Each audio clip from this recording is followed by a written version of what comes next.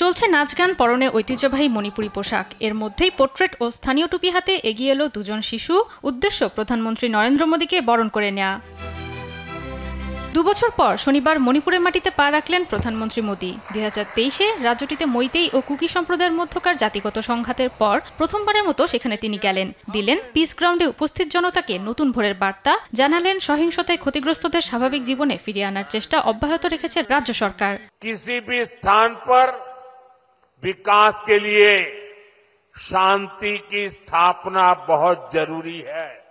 अपने सपनों को पूरा करें, अपने बच्चों के भविष्य को सुनिश्चित करें और मैं आज आपको वादा करता हूं।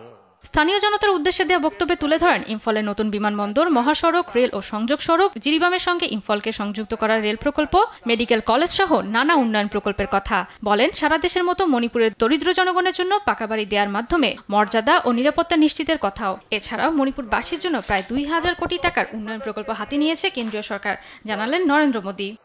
3,700 करोड़ रुपये 3,700 करोड़ रुपये खर्च किए गए हैं।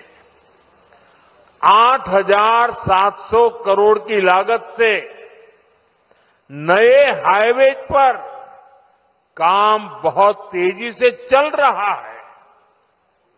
पहले यहां गांवों में पहुंचना कितना मुश्किल था आप भी जानते हैं।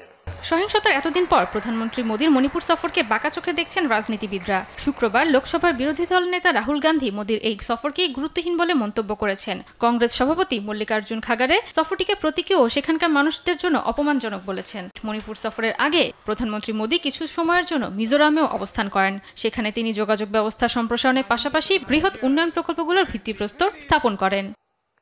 थोड़ी देर पहले জয়া সরকার, নিউজ ডেস্ক, দেশ টিভি। प्रयासों का हिस्सा है।